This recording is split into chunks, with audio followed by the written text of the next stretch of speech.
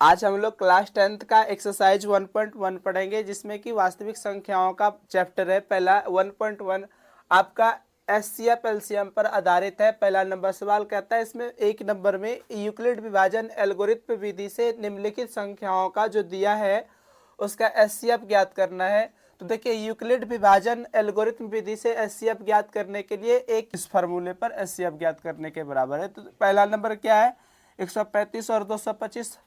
तो देखिए, इस फॉर्मूले में हम लोग क्या करेंगे, जो दी हुई संख्या है उसमें बड़ी संख्याओं को लिखना है ए।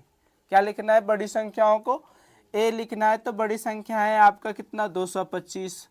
और फिर देखिए बी बनाना है छोटी संख्याओं को, 135 को। अब क्यू और आर का वैल्यू अपने आप निर्धारित करना है ताकि 255 के बराबर हो। तो देखिए यहाँ पर एक लिखते हैं, तो 135 से कहा 135 हुआ, आप प्लस में 90 जोड़ते हैं। कितना जोड़ते हैं, 90 जोड़ते हैं, तो आपका 225 हो जाता है। तो इसको संतुष्ट करता है। अब फिर 135 को आगे करना है और फिर यहाँ 90 लाना है। तो 90 और गुना फिर कितना करना है, 1 करेंगे और इसमें 45 जोड़ देंगे। तो देखिए आपको 135 प्राप्त हो रहा है।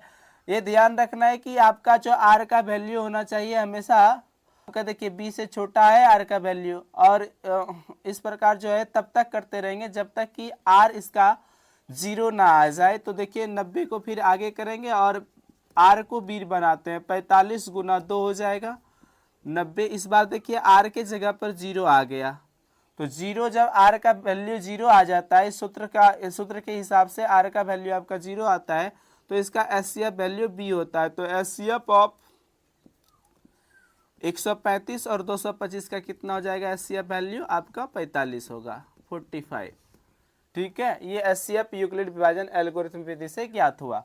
फिर देखिए सेकंड नंबर आपका जो सवाल है, इसमें है आपका 196 और 38,220। तो इसमें से आप लोगों को बताए हैं, यदि आपको यूक्लिड विभाजन एल्गोरिथम विधि से एचसीएफ ज्ञात करने के लिए कह रहा है, तो इसमें यूक्लिड का एक फॉर्मूला क्या, ए बराबर बी गुना क्यू प्लस आर होता है। तो इस पर निकालने के लिए एक इसको लिखते हैं बड़ी संख्याओं को, ए बड़ी संख्याओं को लिखेंगे 38,220, और बी छोटी संख्याओं को 196, और क्यू आर अपने से निर्धारित करते हैं ताकि इसको संतुष्ट करे।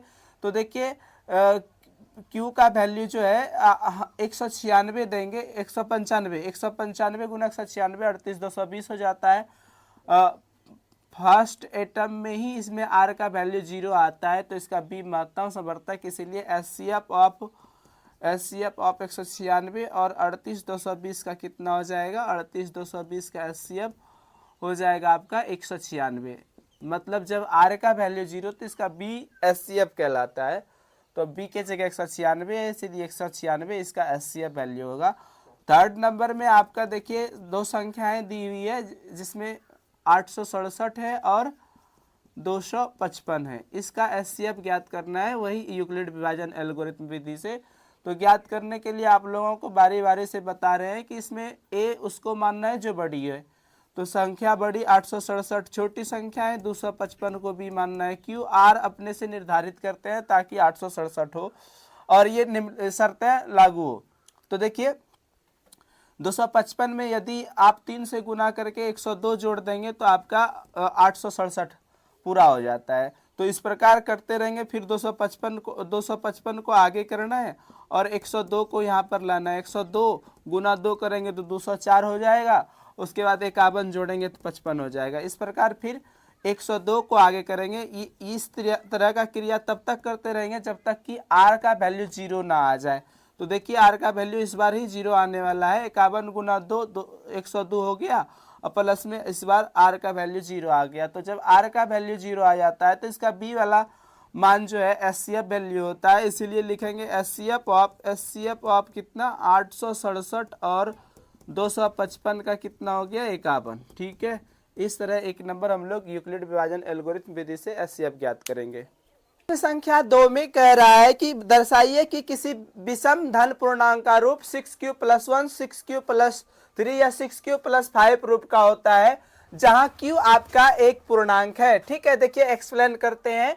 2 नंबर सवाल में कह रहा है कि 6q + 1 जो है आपका ये विषम धन पूर्णांक का फॉर्म है, इसको एक्सप्लेन करना है। पहले देखिए आपको ये जानना है कि q एक पूर्णांक है। किसी भी पूर्णांक में यदि आप 2 से गुना करते हैं तो वह पूर्णांक जो है ऑटोमेटिक सम होगा। जैसे देखिए कोई सा भी पूर्णांक मान लीजिए मन में, जैसे 5 है, 7 है, उसमें 2 से मल्टीप्लाई कीजिए तो ऑटोमेटिक वो सम संख्या आएगा। जैसे कि 7 में 2 से गुना कीजिएगा तो कितना हो जाएगा, 7 दूने 14, और फिर 5 में 2 से गुना कीजिएगा, 5 दूनी 10, 10 और 14 क्या है, सम पूर्णांक है कि नहीं है।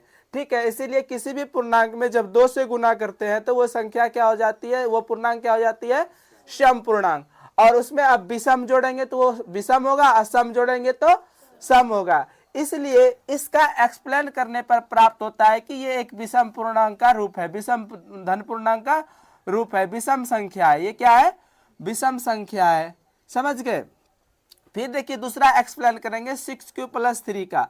फिर उसी तरह देखिए इसको लिख सकते हैं 2 गुना 3q। 3q एक पूर्णांक है, 3q एक पूर्णांक है, इसमें 2 से गुना करेंगे सम हो गया, और जोड़ेंगे विषम तो ये भी क्या हो जाएगा, विषम पूर्णांक हो जाएगा, विषम पूर्णांक हो जाएगा, नहीं हो जाएगा, विषम संख्या प्राप्त होगा। उसी तरह आपका 6q + 5 का एक्सप्लेन करेंगे तो कितना हो जाएगा, 2 गुना 3q, 2 गुना 3q। तो इसमें 2 से जैसे गुना हुआ सम हुआ, और विषम जोड़ेंगे तो वह संख्या विषम, और सम जोड़ेंगे तो वह संख्या सम। लेकिन विषम जोड़ रहे हैं, तीनों में विषम जुड़ रहा है तो ये संख्याएं विषम संख्या होगी। अतः देखते हैं क्या तीनों को एक्सप्लेन जब किया 6q + 1, 6q + 3, 6q + 5 को, तो तीनों विषम पूर्णांक का ही रूप आ रहा है। तो इस प्रकार हम लोग यहाँ इतना एक्सप्लेन करके लिख देंगे शॉर्ट में अच्छा बनाने के लिए कि अतः इस प्रकार कह सकते हैं, इस प्रकार कह सकते हैं कि किसी विषम धन पूर्णांक का रूप, किसी विषम धन पूर्णांक का रूप, धन पूर्णांक का रूप 6q + 1, 6q + 3 और 6q + 5 रूप का होता है, रूप का होता है। प्रश्न संख्या 3 में आपका दिया हुआ है कि 616 सदस्यों वाली एक आर्मी गैंग है जिसमें कि 32 सदस्यों वाली आर्मी गैंगों में विभाजित करके मार्च करवाना है। तो कहता है अधिकतम 32 सदस्यों वाली अधिकतम गैंग कितना बन सकता है, तो अधिकतम कह रहा है, इसीलिए आपका 616 और 32 का एचसीएफ वैल्यू ज्ञात कर लीजिए। क्या कर लीजिए, इसका एचसीएफ निकाल लीजिए। एचसीएफ ऑफ 616 और 32 का क्या होगा, तो देखिए यूक्लिड विभाजन एल्गोरिथम विधि से ही ज्ञात करते हैं। तो तुम लोगों को बताए हैं क्या कि 616 को ए लिखना है, 616 को ए और 32 को बी, और बी क्यू और आर का वैल्यू अपने मन से देते हैं, 19 से गुना करेंगे और 8 जोड़ेंगे तो इसको पूरा हो जाएगा। ठीक है, तो फिर 32 को आगे करते हैं, इस प्रकार यहाँ पर 8 आ जाएगा, और 8 चौके 32, आर का वैल्यू इस बार ही 0 आ जाएगा। तो इसका महत्तम समर्थक कितना है, 8। तो इसका एचसीएफ ऑफ 616 और 32 का कितना निकल गया, 8। मतलब अधिकतम कितने ग्रुप बनाए जा सकते हैं, 32 का 8 ग्रुप बना सकते हैं, 8 स्तंभ। कितने लिखेंगे, 8 स्तंभों में मार्च किया जा सकता है। ये आपका उत्तर हो गया। लिखिए प्रश्न संख्या 4 में कह रहा है किसी धनात्मक पूर्णांक का वर्ग किसी पूर्णांक m के लिए 3m या 3m + 1 रूप का होता है। फिर से ध्यान से एक बार सवाल समझिए। कहता है किसी धनात्मक पूर्णांक का वर्ग जो है किसी पूर्णांक m के लिए 3m या 3m + 1 रूप का होता है। ठीक है, तो देखिए आपको हिंस में दिया हुआ है कि पूर्णांक दिया है। देखिए प्रश्न में हिंस में दिया हुआ है कि कोई पूर्णांक जो है इस प्रकार है। देखिए तो हम लोग मान लेंगे, माना कोई पूर्णांक, माना कोई धन पूर्णांक 3q। देखिए आपको हिंस में दिया है 3q + 1 एवं 3q + 2 है, 3q + 2 है। माना कोई धन पूर्णांक 3q + 1 3q + 2 है। अब क्या कहता है, इसका दिखाना है कि इसका वर्ग जो है 3m या 3m + 1 रूप का होता है। देखिए तो पहला पूर्णांक आप क्या माने हैं 3q। अब क्या करेंगे वर्ग करने पर, क्या करेंगे वर्ग करने पर, तो वर्ग करने पर क्या हो जाएगा, देखिए वर्ग करने पर 3q का वर्ग कीजिएगा तो आपका वर्ग मतलब स्क्वायर, 3 तिया 9q स्क्वायर हो जाएगा। ध्यान दीजिए और इसमें 3 कॉमन कर लेंगे, 3 कॉमन करेंगे तो ऐसा बचेगा 3q स्क्वायर। देखिए 3 तिया 9q स्क्वायर हो जाएगा ना। तो यहाँ इतना को मानेंगे m, जहाँ m एक पूर्णांक है। तो देखिए किसी धनात्मक पूर्णांक का वर्ग किए तो ये 3m रूप का आता है ना। फिर देखिए दूसरा पूर्णांक क्या माने 3q प्लस 2, 3q प्लस 2 का वर्ग करेंगे, 3q प्लस 1 है, 3q प्लस 1 दूसरा 3q प्लस 1, इसका वर्ग कीजिए, इसका वर्ग कीजिएगा। देखिए इसको a प्लस बी के होल स्क्वायर पर तोड़ना पड़ेगा, जिसमें आपका a कितना है 3q का स्क्वायर हो जाएगा प्लस में 2ab, 2a 3q है, b कितना है 1 प्लस में 1 का स्क्वायर। इसको एक्सप्लेन कीजिए, हल कीजिए। देखिए 3 तिया 9q स्क्वायर हो जाएगा और प्लस में 3 दूने 6q हो जाएगा, प्लस में 1 का स्क्वायर करेगा तो 1 ही मिलेगा। और इसमें 3 कॉमन करेंगे, 3 कॉमन करके तो 3 तिया 9q स्क्वायर बचेगा, प्लस में 2q हो जाएगा, 2q। अब प्लस में इसमें 3 तो कॉमन होगा नहीं, इसलिए प्लस में 1 लिखना पड़ेगा। इतना को लिखेंगे क्या m, जहां m एक पूर्णांक है, जहां m एक पूर्णांक है तो 3m प्लस 1 रूप का आता है। देखिए मैंने 3 धन पूर्णांक मान लिया है, 3q, 3q प्लस 1 एवं 3q प्लस 2। बारी बारी से वर्ग करके चेक करना है कि 3m या 3m प्लस 1 रूप का आता है कि नहीं आता है। तो पहला चेक करने पर 3m रूप का आया, दूसरा चेक करने पर 3m प्लस 1 रूप का आया। अब तीसरा चेक करते हैं, तीसरा क्या है नोनो, तीसरा है आपका 3q प्लस 2। इसका भी वर्ग करके देखेंगे, वर्ग कीजिए, वर्ग कीजिएगा तो क्या हो जाएगा, देखिए a प्लस बी के होल स्क्वायर पर तोड़ना है, a का स्क्वायर और प्लस 2a भी होता है सूत्र में, 2a कितना है आपका, a है 3q और प्लस में इंटू में b, 2ab प्लस में b का स्क्वायर, 2 का स्क्वायर करेंगे। इसको एक्सप्लेन कीजिए, 3 तिया 9q का स्क्वायर हो जाएगा भाई, प्लस में 3 दूनी 6 और दूनी 12q और प्लस में 2 दूनी 4, 2 पर पावर 2। तो इसमें देखिए ध्यान से, तो इसमें 3 कॉमन कर लीजिए या फिर इसको एक लाइन और लिखिए, 9q स्क्वायर प्लस में 12q है।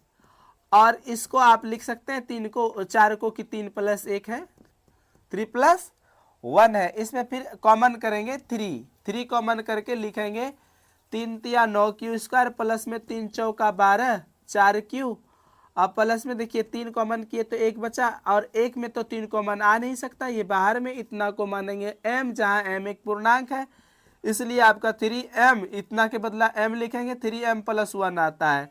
तो अतः मैंने 3 धन पूर्णांक माना जो हिंस में दिया हुआ था, उसका बारी बारी से जब वर्ग किया तो सच में देखिए 3m या 3m प्लस 1 रूप का आता है कि नहीं। तो इस प्रकार हम इतना दिखा के लिख देंगे नीचे कि अतः इस प्रकार कह सकते हैं, अतः इस प्रकार कह सकते हैं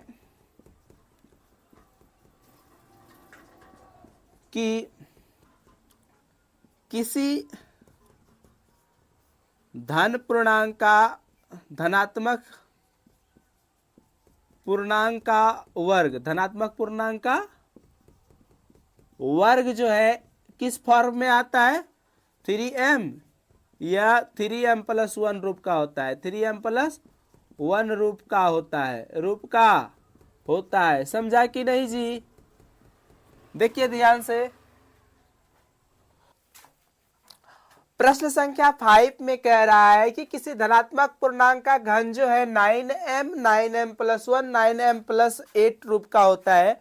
तो इसको दिखाने के लिए देखिए क्या करेंगे, माना कोई धनात्मक पूर्णांक 3q प्लस 1 एवं 3q प्लस 2 है। अब घन करने पर देखिए, घन करने पर क्या हो जाएगा, 3 क्यूब का घन किए तो क्या 3 तिया 9 तिया 27, क्यूब का क्यूब, इसमें 9 कॉमन करने के बाद 3 क्यूब का क्यूब बचता है, जहां की इतना को m मानेंगे, जहां आपका m एक पूर्णांक है। तो ये देखिए 9m फॉर्म का आता है। पहला धन पूर्णांक जो 3q है, 3q का घन करने पर 9m फॉर्म का आता है।